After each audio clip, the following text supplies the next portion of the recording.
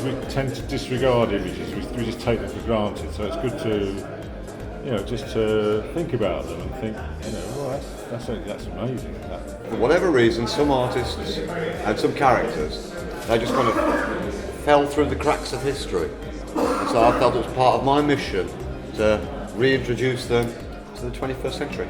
They've got such an amazing collection, and it's such a record both of political history, social history, but also of kind of attitudes towards how things are communicated. So it's when you see cartoons from across hundreds of years, you can get a really brilliant kind of way into seeing how societies change. So it's just a really, really fantastic institution.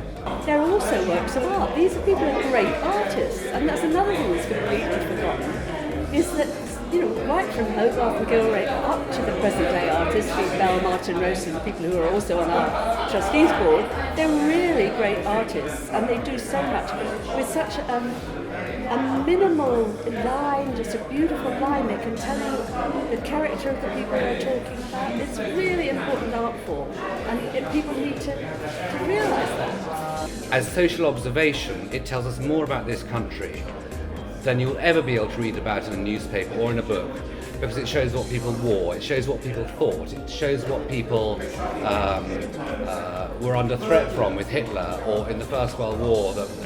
But the humour that comes through, which is very much part of the British character, is just a wonderful thing to see in a museum like this.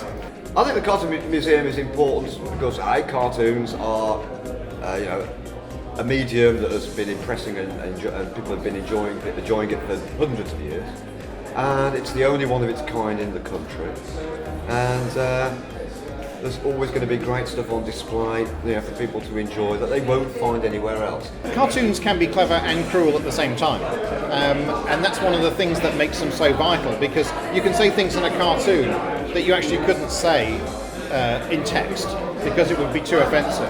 And yet the juxtaposition of images that we see all the time in cartooning is a shorthand way of being able to poke fun at authority.